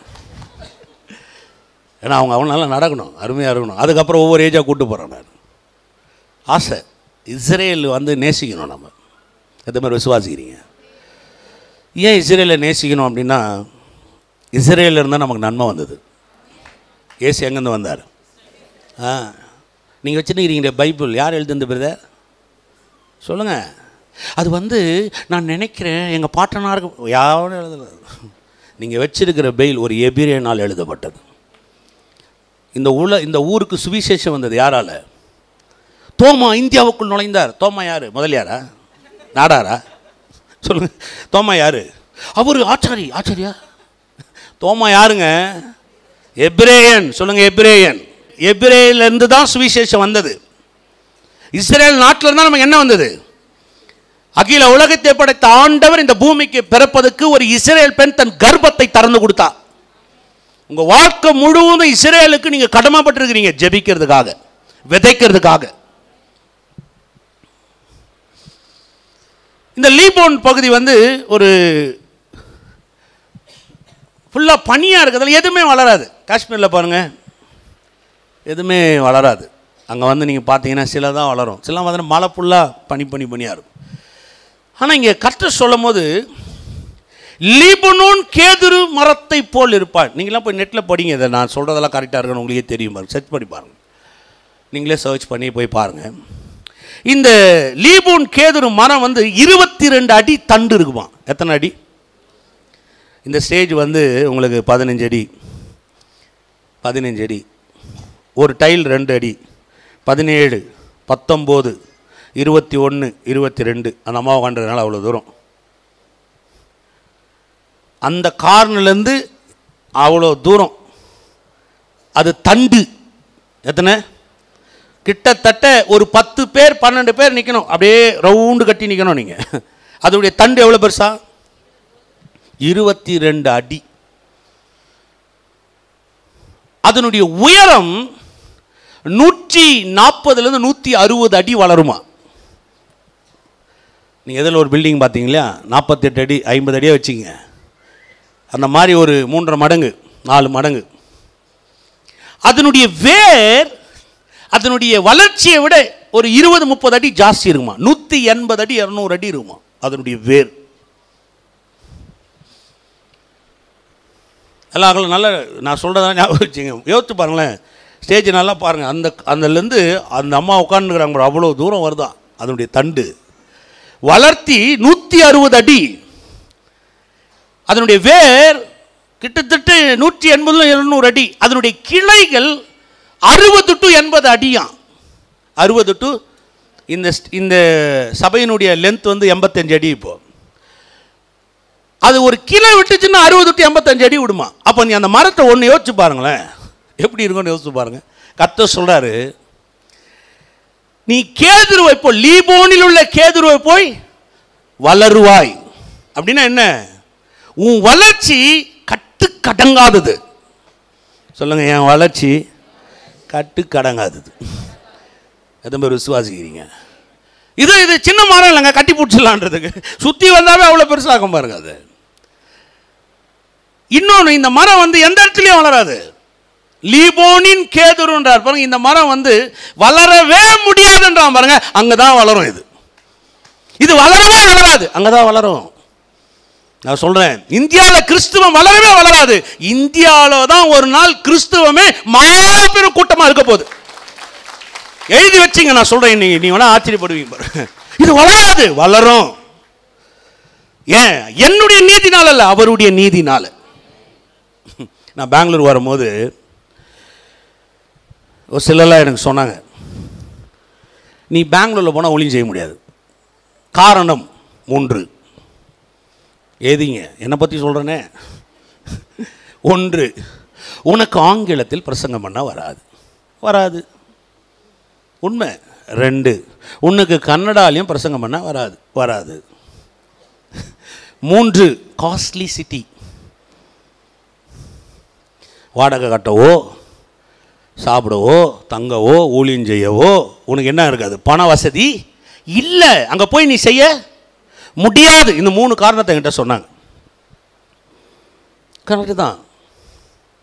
இங்கே வந்து பார்த்த உடனே 14 வருஷத்துக்கு முன்னாடி மடிவாளால் ஒரு சின்ன 600 ஸ்கொயர் ஃபீட் 3000 ரூபா வாடகை, 30,000 அட்வான்ஸு. 30,000ன்றது நம்ம எங்கே பார்த்தது? ரொம்ப கஷ்டம். யார்கிட்ட போய் நிற்கிறது? ரோடோட பேக்கை மாட்டின்னு லூஸ் மாதிரி சுற்றினுக்கிறேன். நாம் ஒரு ஃப்ரெண்டு சொன்னா, அப்படி வந்துரு. நான் தான் அப்போவே சொன்னேனே, சாத்தியம் இல்லை. கர்த்தர் சொன்னார், நில்லு, நான் உன்னை வளர்த்தி காமிக்கிறேன். இப்போ நீங்கள் யோசிச்சு பாருங்களேன். நான் இப்போ சொல்கிறேன், எனக்கு அவங்க சொன்னதெல்லாம் கரெக்டு, எல்லாம் ப்ளஸ் பாயிண்ட், ஒத்துக்கிறேன். ஆனால் இப்போ நான் வளர்ந்தது காரணம் என்னென்னா, என்னுடைய நீதி, முயற்சி, திறமை, தாளந்து, பேசக்கூடிய சாலைக்கு தன்மை, இதனால் அல்லங்க, அவருடைய நீதினால. அது மாதிரி விசுவாசிக்கிறீங்க? சொல்லுங்க, அவருடைய நீதினால. அவருடைய நீதி நம்ம மேல இருக்கிறதுனால வளர முடியாதுன்னு ஒருத்தர் சொன்னானா, அங்கதான் நீங்க வளர்ந்தே காமிப்பீங்க. எங்கெல்லாம் உங்களை யார் வளர முடியாது, நீ வளரத்துக்கு லாக்கி இல்லை, உனக்கு சான்ஸே இல்லை, இனி உன் வாழ்க்கையில உயரவே இல்லைன்னு சொன்னா, தொட தட்டி சொல்லுங்க, நான் லீபோனின் கேதுரு மரம், என்னை ஆட்டவும் முடியாது, அசைக்கவும் முடியாது, என்னை பிடிக்கி போடவும் முடியாது, நான் ஓங்கி வளரக்கூடியவனா இருக்கிறேன். எத்தனை பேர் விசுவாசிக்கிறீங்க? சொல்லுங்க, நான் ஓங்கி வளருவேன். யாராவது சொல்லியிருக்காங்களா? நில வளரவே மாட்டேன், அப்படி நிமிர்ந்து உட்காரணும். கரெக்ட். நீ சொல்கிற மாதிரி வளர மாட்டேன், அவர் சொல்கிற மாதிரி வளருவேன் நான். சொல்லுங்கள், அவர் சொல்கிற மாதிரி வளரும். இவன் சொல்கிற மாதிரி வளர்கிறதுக்கு எனக்கு எதுக்கு அவரு? ஏமே, தரையில் நடக்கிற கூட்டம் நம்ம இல்லை, தண்ணி மேலே நடக்கிற கூட்டம் நம்ம, கடல் மேலே நடக்கிற கூட்டம் நம்ம. அதே மாதிரி விசுவாசிக்கிறீங்க? சொல்லுங்கள், அசாதாரணமானதை சொல்லுங்கள் சத்தம், அசாதாரணமானதை, அசாதாரணமான காரியங்களை என் வாழ்க்கையில் கர்த்தர் சாதாரணமாக செய்ய போகிறார்.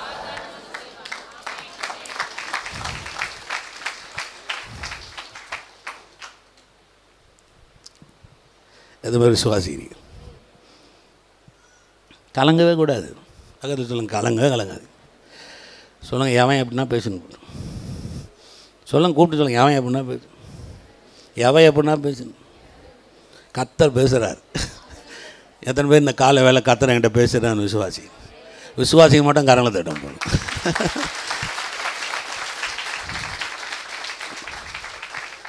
எத்தனையோ முறை பிசாசு ஆட்டி பார்த்துருக்கான்னு. உற்று நானும் அமைதியாக தான் நிற்கிறேன், என்ன தான் நடக்குதுன்னு பார்க்கலாம். அவ்வளோ பெரிய அகலம் எந்து 45-85 இருந்தது. இப்போது கிட்டத்தட்ட 90க்கு 95 மாறி போச்சு.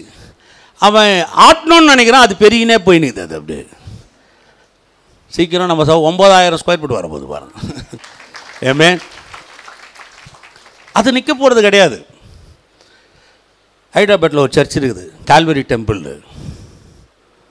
நெட்டில் போய் பாருங்களேன், சதீஷ்குமார் அப்படின்னு ஒருத்தர் பாஸ்டர் இருக்கார். நெட்டில் போய் பார்த்த ஒரு டாக்குமெண்ட்ரி. 1,60,000 பேர் இருக்கிறாங்க. சின்ன கிராமத்தில் பிறந்துருக்கிறார். சாதாரண கிராமத்தில், பெரிய வசதி வாய்ப்பு ஒன்றுமே கிடையாது. ஆனால் ஓங்கி வளர்றாரு. இன்றைக்கி அந்த அரசாங்கம் அதாவது அந்த மாநிலத்து முதலமைச்சரே அவரை வந்து பார்க்கணும். அந்த மாதிரி வாழ்ந்துட்டார். ஒன்றும் பண்ணவே 1,60,000 பேர். போன வாரம் இந்த ஆரம்ப நாட்கள் இங்கே ஊழியத்துக்கு நான் வரும்போது என்னை நின்று திட்டினவங்களாம் நிறைய பேர் இருக்கிறாங்க.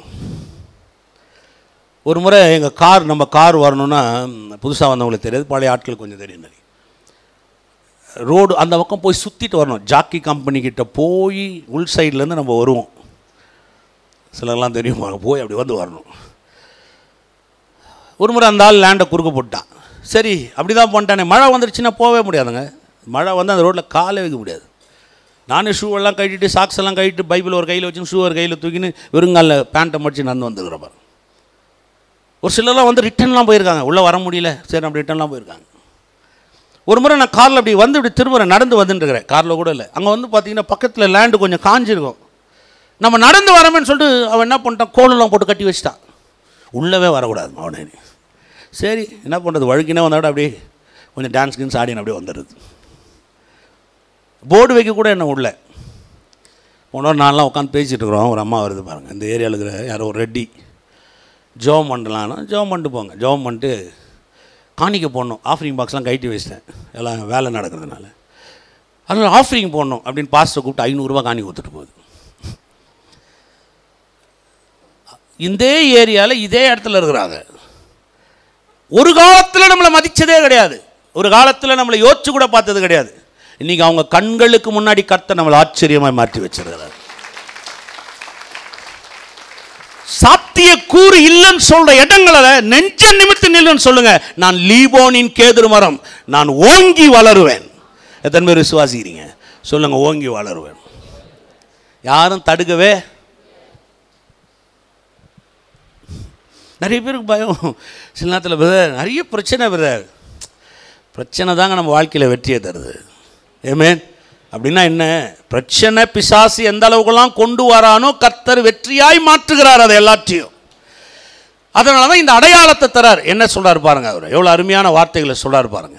அவன் பேரிச்ச மரத்தை போல செழிப்பான், லீபோனின் கேதுருவை போல வளருவான். உங்கள் வீட்டில் போனால் எழுதுக்கணும், நான் பேரிச்ச மரத்தை போல செழிப்பேன், லீபோனின் கேதுருவை போல. கேதுருன்னு மாத்திரம் எழுதக்கூடாது, லீபோனின் கேதுரு. அதான் பெருசாங்க இருக்கிறதுல.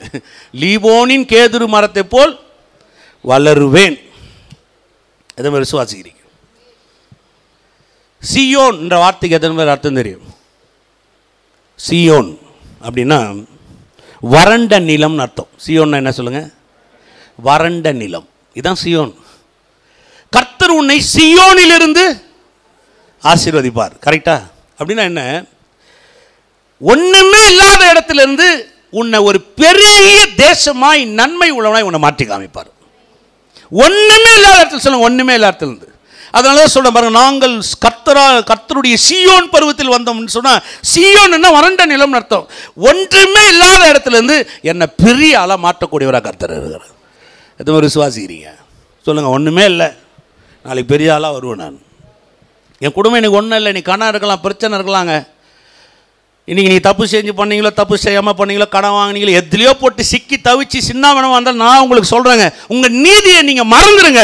தேவன் நீதியை நினச்சி பாருங்கள். நான் சொல்கிறேன், அந்த நீதி என்னை ஆள வைக்கும், அந்த நீதி என்னை உயர்த்தும், அந்த நீதி என்னை பெரியாளாக்கும், அந்த நீதி தான் என் வாழ்க்கையின் பலன், அந்த நீதி தான் எனக்கு ஆசீர்வாதம். என்னைக்கு நீங்கள் நினைக்கிறீங்களோ நான் சொல்கிறேன், அந்த நீதி உங்களை செழிக்க வைக்கும். அந்த நீதி லீபோனின் கேதுருவை போல உங்களை வளர வைக்கும். அந்த நீதி சொல்லுங்க, அவருடைய நீதி. ஒருவராலே, அந்த ஒருவரால நீதியை பெறுகிறவர்கள், கிறிஸ்து ஒருவரால் அந்த நீதியை பெறுகிறவர்கள் பேரிச்ச மரத்தை போல செழிப்பார்கள், லீபோனின் கேதுருவை போல வளருவார்கள். சுவாசிக்கிறீங்களா? அதனால தான் மற்றவங்க சொல்றதெல்லாம் காதில் என்ன பண்ணக்கூடாது, வாங்கவே கூடாது. அந்த 3 பாயிண்ட் சொன்னவங்க சொன்னதை கேட்டு போயிருந்தா என்ன இருக்குன்னு நினைக்கிறீங்க? என்ன இருக்கும்? ஊழியம் செஞ்சுருப்பேனா? செஞ்சுருப்பேன். செய்யாமல் போயிருப்பேனா? செஞ்சுருப்பேன். எங்கேயாச்சும் சின்னதா கத்தருக்கு சின்னமானால் வாய்ச்சா வாங்கிடும், வாய்க்கா காட்டி போட்டோம், கொடுத்தா கொடுக்க காட்டி போ. அதாவது அந்த பவர் வெளியில் வராது. எத்தனை விசுவாசிக்கிறீங்க? அதை சில நேரத்தில் தேவன் நம்மளை எங்கே வைக்கிறாரோ அங்கே நின்றுணும். அது நின்னாவே போதும், நம்ம வாழ்க்கையில் பெரிய வெற்றிகளை பார்த்துடலாம். எத்தனை விசுவாசிக்கிறீங்க? எங்கே நம்மளை நிற்க வைக்கிறாரோ அங்கே நம்ம என்ன பண்ணோம். சில சபை கூட அப்படி தான், நீங்கள் தப்பாக எடுத்துக்காதீங்க. உங்கள் சபையில் என் சபை ஆட்கள் சேர்க்கறதுக்காக உங்கள்கிட்ட நான் சொல்ல. சில இடத்துல நம்மளை சபையில் நிற்க வைக்கிறான், நின்றுணும். என்ன நடந்தாலும் சரி நான் நிற்பேன், ஏன்னா நான் வளர்ந்துன்னே இருக்க போகிறேன். சில ஆட்களுக்கு இது புரியுறது கிடையாது. சில நேரத்தில் சில விஷயம் அவங்க மனதில் ஏதோ வகையில் வளரணும்னு நினைக்கிறாங்க. இது எதுலேயும் வளர்றதல்ல. இது அவருடைய நீதியினாலே நடக்கக்கூடிய ப்ராசஸ். இது அதில் தான் நம்முடைய வெற்றி, அதில் தான் நம்முடைய வளர்ச்சி. ஏமே 92:7 வாங்க, எல்லாரும் தடவை சொல்லுங்க. 92:7. துன்மார்கர் புல்லை போல தலைத்து, துன்மார்கர் புல்லை போல, விசுவாசிக்காதவன் நம்ம விசுவாசி, நீதிமான் பெரிச்ச மலத்தை போலவும் லீபோனின் கேதுருவை போலவும். லீபோனை விடவே கூடாது. ஆனால் இப்போ துன்மார்கன்றவன் ஆப்போசிட், கடவுளை விசுவாசிக்காதவன், தேவனை விசுவாசிக்காதவன். அவன் புல்லை போல தலைத்து அப்படின்றார் இல்லையா? நீங்கள் உலகத்தில் பாருங்கள், நிறைய பேர் நல்லா இருக்காங்களா? ஏன் நீங்கள் வேலை செய்கிற இடத்துல உங்களுக்கே ஒரு மாதிரியாக இருக்கும். நல்லா இருக்கும், அவன் வீடு நல்லா இருக்குது, அவன் குடும்பம் நல்லா இருக்கு, சந்தோஷமாக தெரியுவான். புல்லை பார்க்குறதுக்கு எப்படி இருக்கும் தெரியும். ஆனால் எவ்வளோ நாளைக்கு? இந்த புல் வளரணும்னா எல்லாமே சாதகமாக இருக்கணும். கொஞ்சம் வெயில், கொஞ்சம் மழை, கொஞ்சம் மண் வளமாக, கொஞ்சம் ஆரோக்கியமாக நல்லா இருக்கும். திடீர்னு வெயில் அதிகமாகிடுச்சா புல் என்ன ஆகிடும்? மழை அதிகமாகிடுச்சா புல் அழுகி போயிடும். மண் சரியா இல்லை என்ன ஆகிடும்? போயிடும். பாருங்க, இந்த உலகத்தில் வாழ்றவங்க சாத்தியத்தின் கூறு மேல் தங்கள் வாழ்க்கையை வைத்துக் கொண்டிருக்கிறார்கள். பார்க்கறதுக்கு பசுமையா இருக்கும், ஆனால் நிலையற்ற ஒரு வாழ்க்கை. வெயில் ஏறிச்சுன்னா போயிடும், மழை வந்துருச்சுன்னா அழுகிடும். பார்க்க பசுமையாக இருக்கும். நீங்கள் பாருங்க, இந்த மாட்டுக்கெல்லாம் புல் வறுப்பாங்க. நான் சின்ன பையனாக இருக்கும்போது எங்கள் அத்தை வீடு ஒன்று இருக்கும். அந்த வீட்டுக்கு போகிற வழியில் பார்த்தீங்கன்னா ஊரில் வர அந்த அந்த காவா தண்ணி எல்லாம் அதில் தான் போகும். பெரிய இடம், பச பச பச பச பச பசன்னு இருக்கும் பாருங்கள். அப்படியே மாட்டுக்காக வளர்ப்பாங்க அதை. அந்த காவா தண்ணி அங்கே ஒருத்தர் கட் பண்ணி விடுவார், வளரும். அது வளர்ன உடனே கட் பண்ணி கொண்டு போய் விற்பார். அது எதுலேயும் வளரும். அதுக்கு தேவை என்னென்ன? நல்ல தண்ணி, கெட்ட தண்ணி, காவா தண்ணி, காவேரி தண்ணியெல்லாம் அவசியம் கிடையாது. அதுக்கு என்ன தண்ணி, அவ்வளோதான். வெயில் ஜாஸ்தி அடிச்சா அப்படியே எல்லாம் காஞ்சிடும், மழை அதிகமாக வந்தால் எல்லாம் அழுகி போயிடும். உலகம் எப்படின்னா, சாதகமாக இருந்தால் வாழும், சாதகம் இல்லைன்னா வாழவே முடியாது. ஆனால் நீங்களும் நானும் அப்படி இல்லை. சாதகமே நமக்கு அவசியம் இல்லை. அப்படி நீதி இருந்தால் போதும், எவ்வளவு உஷ்ணம் இருந்தாலும் நீங்கள் செழிப்பீங்க. அப்படி நீதி இருந்தால் போதும், எவ்வளவு விதமான வாழ முடியாத தன்மை இருந்தாலும் உங்களுடைய வளர்ச்சி கட்டுக்கடங்காத வளர்ச்சியை கர்த்தர் வைத்திருப்பார். அதுதான் நீதிமான். சொல்லுங்க, அதுதான் நான். உலகம் ஒரு சாதகத்தின் அடிப்படையில் வாழுகிறது, நான் தேவன் நீதியின் அடிப்படையில் வாழுகிறேன். எந்த மாதிரி விசுவாசிக்கிறீங்க? சொல்லுங்க பக்கத்தில், நீங்கள் சாதகத்தை நம்பி வாழல. என்கிட்ட சரியான படிப்பு இல்லை, பிரச்சனையே இல்லை, கர்த்தருடைய நீதி இருக்கா, கர்த்தருடைய நீதி இருக்கா. என் பிள்ளைங்க சரியில்லை, அதனால தான் நான் சில நேரத்தில் சொல்ல பாருங்க, பிள்ளைய பார்க்கும் போதெல்லாம் சனியின பீடை நாயே, இது வந்து எனக்கு பிறந்துச்சு, இது என்ன பண்ண போதோ தெரியலையே, ஏதோ தொலை அப்படிலாம் திட்டாதீங்க. பிள்ளைய பார்க்கும் போது சொல்லுங்கள், இது லீபோனின் கேதுரு மரத்தை போல் வளரப்போகுதுன்னு சொல்லுங்கள். சாத்தியமே இல்லையே, நீதியை பெற்றுக்கொள்ளட்டும். தேவன் நீதி என்ன பண்ணட்டும், பெற்றுக்கொள்ளட்டும். தேவன் நீதியை பேசுங்க குடும்பத்தின் மேலே. இப்போ குடும்பம் நல்லா இருக்கணும், உங்கள் உழைப்பு இல்லைங்க, தேவன் நீதி. உங்கள் செழிப்பு வேணும், உங்களுடைய செழிப்புக்கு தேவையான முயற்சி அல்ல, தேவன் நீதி. நான் வளரணும், என் வளர்ச்சிக்கு தேவையான சாதகமான சூழ்நிலை அல்ல, அது அசாதாரணமாக இருந்தால் கூட போதும், எனக்கு தேவை தேவன் நீதி. அதை பெறுகிறவர்கள் சொல்லுங்க, அதை பெறுகிறவர்கள். எவ்வளோ பெரிய வார்த்தை பாருங்க. அப்போ தேவன் நீதியில தான் என்னுடைய பரிபூர்ணமான வெற்றியை தேவன் வைத்திருக்கிறார். எத்தனை பேர் விசுவாசிக்கிறீங்க சொல்லுங்க, தேவன் நீதி. அல்லேலூயா. விசுவாசிக்கிறீங்களா? அப்போ வாழ்கிறான், அதை பார்த்து நீங்கள் ஏன் பிரதர் வாழ்ட்டுமே, நல்லா இருக்கட்டுமே. அவன் நல்லா இருக்கிறான், நீங்கள் ரொம்ப ரொம்ப ரொம்ப நல்லா இருக்க போறீங்க. நீங்கள் சாதகம் இல்லைன்னா அது காஞ்சிரும். உங்களுக்கு அசாதாரணமானால் கூட நீங்கள் சாதகமாக வாழக்கூடியவளாக இருக்கிறீங்க. எந்த மாதிரி விசுவாசிக்கிறீங்க? சில நேரத்தில் வேலை போயிடுச்சு, பயப்படாதீங்க, நீதி இருக்கா? எத்தனை பேர்ட்ட தேவன் நீதி இருக்குது? மற்றவங்களாம் 2 கையை தூக்கி சொல்லுங்கள், ஆண்டவர் உங்களுடைய நீதிக்காக நன்றி. 2 கையும் தூக்கி சொல்லுங்கள், ஆண்டவர் உங்களுடைய நீதிக்காக நன்றி. சொல்லுங்கள், உங்களுடைய நீதிக்காக நன்றி, உங்களுடைய நீதிக்காக நன்றி. கர்த்தர் சொல்கிறாரு, அருமையான வார்த்தை, நீங்கள் அவருடைய நீதியாக இருக்கிறீர்களா? நீங்கள் அவருடைய நீதியாக இருக்கிறீர்கள். சக்ஸஸ் எங்கே இருக்குது பாருங்கள், அவருடைய நீதியில். சொல்லுங்கள், அவருடைய நீதி. இங்கே அதை தான் சொல்லலாம், நீதிமான். அந்த வார்த்தை பாருங்கள், அவ்வளோ அருமையாக. நீதிமான் நீதிமான் பேரிச்ச மரத்தை போல செல்கிறான், நீதிமான் லீபோனின் கேதுரு வரும். ஏமேன். அப்போ கர்த்தருடைய நீதி தான் எனக்கு கிரியை செய்யுது. எதுவுமே விசுவாசிக்கிறீங்க? அதை உலகத்தெல்லாம் பார்த்து நம்ம வெம்பவும் கூடாது. பிரச்சனை இருக்கா, இருக்கட்டும், சந்தோஷமாக இருங்க. இப்போ சூடு ஜாஸ்தியாகினே இருக்குது, கவலைப்படாதீங்க, அதிகமாக கனி வரப்போகுதுன்னு அர்த்தம். ரொம்ப சூடு இருக்குது, அந்த மரம் 7000 தான் காய்க்கும், நீங்கள் 70,000 காக்க போகிறீங்கன்னு நினைக்கிறேன். பிரதர் ஹெவியாக இருக்குது, ஒருவேளை 7 லட்சமாக இருக்கலாம் பிரதர். சொல்கிறது விளங்குதா உங்களுக்கு? அவ்வளோ உஷ்ணத்தை தரான் பிரதர். உஷ்ணம் வர்றது தான் பேரிச்ச பழம் கனியை தள்ளினே இருக்கும். அதிகமாக சொல்லுவேன், பிசாசே நீ என்னை தொட்டுனே இருக்கிற, நீ அவமானப்பட்டுனே இருக்க போகிற நீ. ஏமே சில நேரத்தில் அப்படியே யோசிக்கணும் பாருங்கள், இதெல்லாம் நடக்காது, எனக்கு நடக்கும் பாரு. உனக்கு என்ன நடக்கும்? ஒன்றும் நடக்காது, சூப்பராக வளர்ந்துனே போகலாம். அல்லேலூயா. பாருங்கள், இன்னும் 10 வருஷத்துக்கு அப்புறம் நீங்கள் பாங்களேன், 10 வருஷம் நான் சொல்கிறேன், காலம் ரொம்ப பெருசு. 10 வருஷத்தில் பாருங்கள், முழு பெங்களூருக்கு இயேசு யாருன்னு தெரியும் பாருங்கள். எப்படி தெரியும்? தெரியும். இதெல்லாம் அரசாங்கம்லாம் எல்லாத்துக்கும் மேலே ஒருத்தர் இருக்கிறார், அவர் தான் நீதி. எத்தனை பேர் விசுவாசிக்கிறீங்க? எந்த நீதி நிலைன்னு இருக்குன்னு நினைக்கிறீங்க? சென்ட்ரல் கவர்மெண்ட் நீதியா? யோசிச்சு பாருங்கள். பூமி என் பாதப்படின்றார். பூமி என்னவா? பூமி. சொல்லுங்கள், பூமி. அப்போ பூமி அவர் பூமி அவருக்கு பாதப்படினா அவர் காலு கீழே என்ன இருக்குது? அமெரிக்கா எங்கே இருக்குது? ட்ரம்ப்பை கட்டவரிலே திட்டுவார். கிறிஸ்துவம் ஓங்கி வளரும், ரொம்ப சமீபமாக இருக்குது. நான் சொல்கிறேன், திரும்புகிற பக்கமெல்லாம் அல்லேலூயா துணி கேட்கும். எழுப்புதல் மிக சமீபமாக இருக்குது. நான் சொல்கிறேன், எல்லாம் 2வது வரைக்கும் பார்க்குறீங்க, இன்னும் ரகசிய வரைக்கும் முடியல. வரும். சொல்லுங்கள், இயேசு வருவார். எத்தனை பேர் விசுவாசிக்கிறீங்க? நடக்கும்.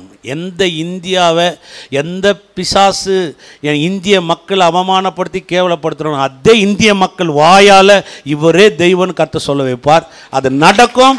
நாம் லீபோனின் மரங்களைப் போல சாத்தியமே இல்லாத இடத்துல வளருவோம். எதுவுமே விசுவாசிக்கிறவா? நான் நம்புகிறேன், நான் விசுவாசிக்கிறேன். இந்த வசனம் வாசிக்கும் போது கேட்கும் போது ஒரு சந்தோஷம் உள்ள ஆவியில். அப்படி ஆண்டவரே, எதுவுமே தேவையில்லை, எதுவுமே வேணாம், என் நீதி போதும் உனக்கு. சொல்லுங்கள், எதுவுமே வேணாம், அவர் நீதி போதும். கரங்களை உயர்த்தி ஹல்லேலூயா, ஹல்லேலூயா. எல்லாம் கரங்களை உயர்த்தி ஹல்லேலூயா. எல்லாம் கரங்களை உயர்த்தி பேசுங்க, வாய் திறந்து பேசுங்க, சத்தமாக பேசுங்க, உங்கள் நீதி அறிக்கையிடுங்க. சொல்லுங்கள், நான் நீதிமான். சொல்லுங்கள், நான் பேரிச்ச மரம். சொல்லுங்கள், நான் லீபோனின் கேதுரு மரம். சொல்லுங்க, என் உஷ்ணம், என் பெருக்கம், என்னுடைய சாதிக்க முடியாத இடம், என் சாதனையின் பட்டறை. எத்தனை விசுவாசிக்கிறீங்க? ஹல்லேலூயா, ஹல்லேலூயா. எல்லாம் வார்த்தை சத்தமா பேசுங்க. ஹல்லேலூயா, ஹல்லேலூயா, ஹல்லேலூயா. தகப்பனே உமக்கு நன்றி, நன்றி, நன்றி, நன்றி ராஜா. ஓ துதைக்கிறோம், துதைக்கிறோம், துதைக்கிறோம். எங்க வெற்றியை யாராலும் தடுக்க முடியாது ஆண்டவரே. ஆண்டவரே, பிசாசு மண்ணின் உஷ்ணத்தை ஏற்றினாலும் உலாவுகிறவர் எங்களோடு கூட நீர் இருக்கிறீர். சாத்ராக், மேஷாக், ஆபேத்நேகோ ஆண்டவர் அந்த உஷ்ணத்துக்குள்ள போற பொழுது ஆண்டவர் அந்த நேபுகாதுடைய கண்கள் கண்டது, அங்க ஒருத்தர் இருக்கிறார். எங்கள் உஷ்ணங்கள் பெருகும் பொழுது இந்த ஜீவனுள்ள தேவன் எங்களோடு கூட இருக்கிறார் என்பதை அநேக கண்கள் காணும். ஸ்தோத்திரம் தகப்பனே. ஹல்லேலூயா, ஹல்லேலூயா. ஆண்டவரே, சபை மக்களை ஆசீர்வதிக்கிறேன். இவர்கள் இங்க இருக்கிற ஒவ்வொருத்தரும் ஆண்டவரே பேரிச்ச மரங்களைப் போல பெருகுவார்களாக, செழிப்பார்களாக. கடன் தொல்லைகள் நீங்கட்டும், பண அழுத்தங்கள் நீங்கட்டும், அவர்கள் வறுமை ஒழியட்டும், வாழ முடியாத தன்மைகள் வேரோடு இந்த காலை வேளையில பற்றி போகட்டும். இவர்களுடைய பிழைப்பு இவருடைய திறமையில் அல்ல, இவருடைய பிழைப்பு இவர்கள் வைத்திருக்கிற முயற்சியில் அல்ல, இவருடைய பிழைப்பு வேர்வையில் அல்ல, இவருடைய பிழைப்பு தேவனுடைய நீதியில, கிறிஸ்துவுடைய நீதியில இருக்கிறது. நன்றி, நன்றி ராஜா, நன்றி. தலை உயரட்டும். இவர்களை உஷ்ணத்துக்கு கொண்டு சென்ற மக்களே இவர் வாழ்க்கையின் பெருக்கத்தை காணட்டும், வெற்றியை காணட்டும். வாழ முடியாதுன்னு சொன்னவர்களுக்கு முன்பதாக இவர்கள் வாழ்க்கை ஓங்கி வளரட்டும். ஆண்டவர் லீபோனின் கேதுரு மரங்களை போல ஆண்டவரை படரட்டும். இவர்களை ஆற்றவும் முடியாது, அசைக்கவும் முடியாது, பிடுங்கவும் முடியாது. அப்படிப்பட்டவர்களாய் கர்த்தர் நாட்டப்பட்டவர்களாய் இருக்கிறார் என்பதை இந்த உலகம் அறிந்து கொள்ளட்டும். பிரசன்னம் பெருகட்டும் சுவாமி. வந்த குடும்பங்களை ஆசீர்வதியும். குடும்பங்களுக்குள்ளாக தேவ கரம் அசைவாடட்டும், கண்ணீர்கள் மாறட்டும், பிசாசு கொண்டு வந்துகிற சந்தேகங்கள் ஒளியட்டும், கவலைகள் மாறட்டும். எங்களுக்கு ஒண்ணு தெரியும் சுவாமி, ஒருவராலே, இயேசு கிறிஸ்து என்னும் ஒருவராலே நாங்கள் நீதியை பெறுகிறோம், ஆளுவோம் என்பது அதிக நிச்சயமாமே. இருக்கிற ஒவ்வொருத்தரும் அவிதமாய் இருக்கட்டும். பரிசுத்த ஆவியானவரே, உமக்கு நன்றி கொடுத்த வார்த்தைக்காக உமக்கு நன்றி. நன்றி ராஜா. எல்லா கரங்களை உயர்த்தி நன்றி செலுத்துவோம். ஸ்தோத்திரம், ஸ்தோத்திரம். ஹல்லேலூயா, ஹல்லேலூயா. இந்த நாளில் செய்யுமே, இறங்கி வந்து செய்யுமே, இந்த நாளில் செய்யுமே, இறங்கி வந்து செய்யுமே, ஒரு அற்புதம் நாங்கள் காண செய்யுமே, ஒரு அதிசயம் நாங்கள் காண செய்யுமே, ஒரு அற்புதம் நாங்கள் காண செய்யுமே, ஒரு அதிசயம் நாங்கள் காண செய்யுமே. ஹல்லேலூயா, ஹல்லேலூயா, ஹல்லேலூயா, ஹல்லேலூயா,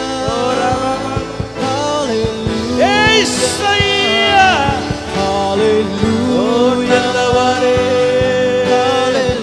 கிருபை உள்ளவரே, ஹல்லேலூயா, ஹல்லேலூயா, ஹல்லேலூயா,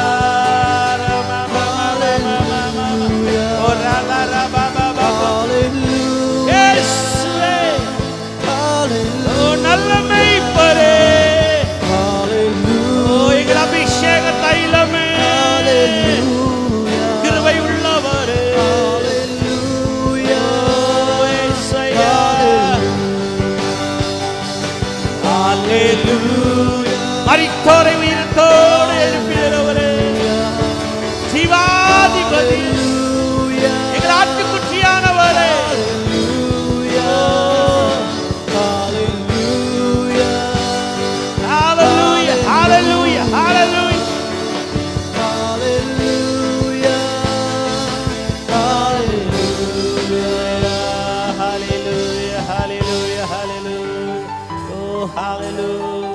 நல்ல கரங்களை தட்டி உற்சாகத்தோடு.